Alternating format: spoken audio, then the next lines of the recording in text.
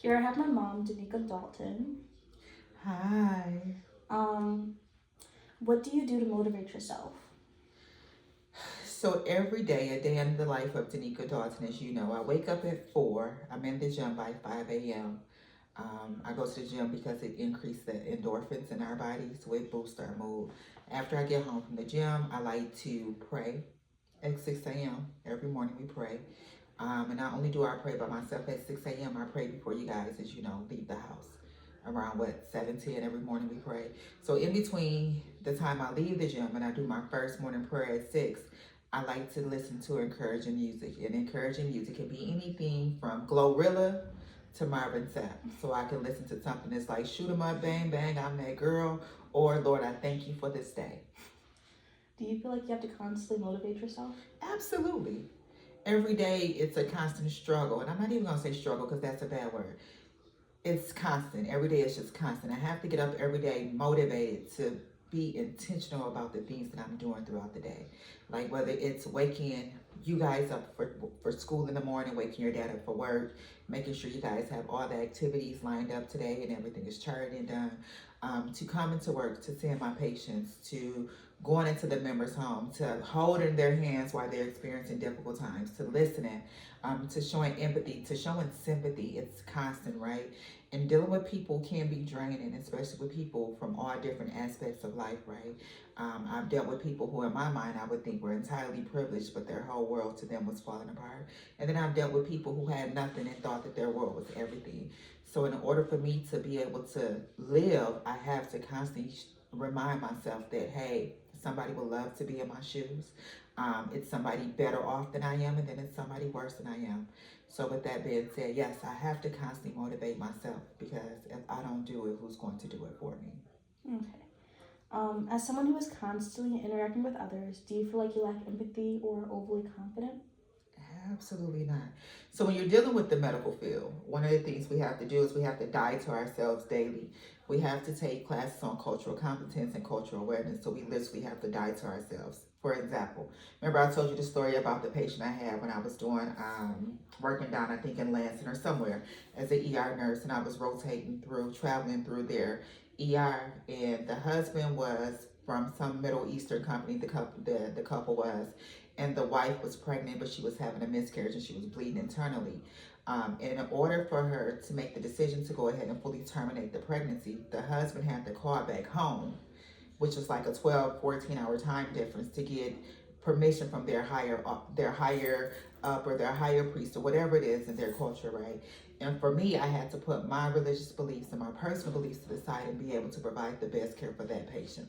For that patient, in that time, that patient needed me to hold their hand.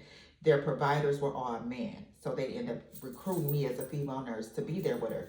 I couldn't give her any medical advice. Literally, my only job in that moment was to hold her hand. So I have to be empathetic and I have to be non-judgmental. So I have to die to Danica every day, all my religious beliefs, all my personal opinions when I'm giving care to somebody. Because when you deliver care to somebody, it's not about how I feel I want them to be. It's about what's best for them and how they feel they should be treated. Okay.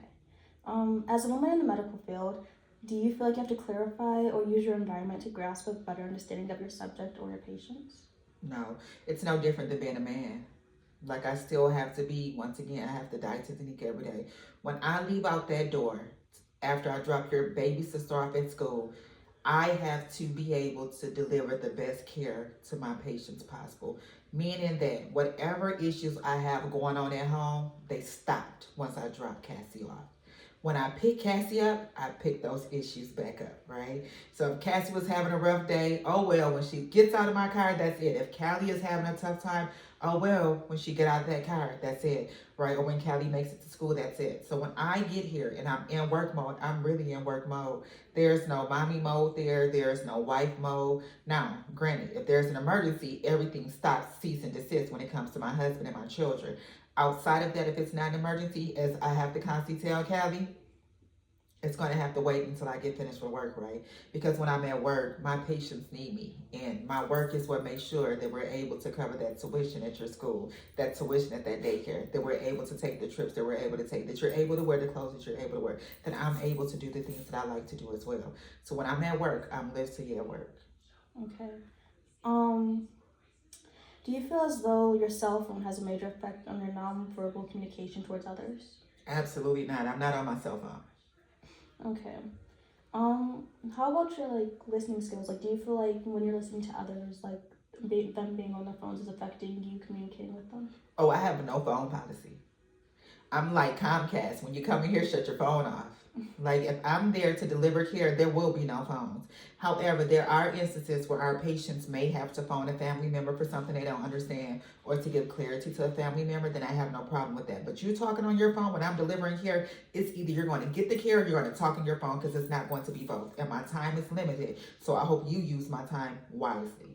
That's Okay. how my patients know for me to be. And then before like a presentation or like a difficult conversation with your patients, do you feel like you set a goal for yourself to achieve during that time? When I have to deliver difficult news, Yeah. no, I deliver it. So the thing is with medical or anything in medicine, your patients have to be informed. Now, if it's a cancer diagnosis, we deliver them because when you want to be informed, we're trained to inform. Now, granted, there were times early on in my career where it was hard and I would cry. Now it's like, no, because they need to know this so that they can do the best thing that they need to be because it's not really directly impacting me. Emotionally, it does because I hate to see somebody down and out, but they need to know what's going on so they can make the best decision possible for their care. All right. And then to elaborate on that, do you feel like you try to achieve an emotional connection to them? Absolutely. That's why I had to cut back on some of my patients now because I was taking them home. I was caring too much about what was going on in their homes and not enough about what was going on in my home. And unfortunately for them, I cannot let what's going on in their home impact the care that my children receive or my husband received from me when I get home. So I had to cut back because I was too involved in my patients. All right. That's all the questions I have. Thank you for Thank being my you.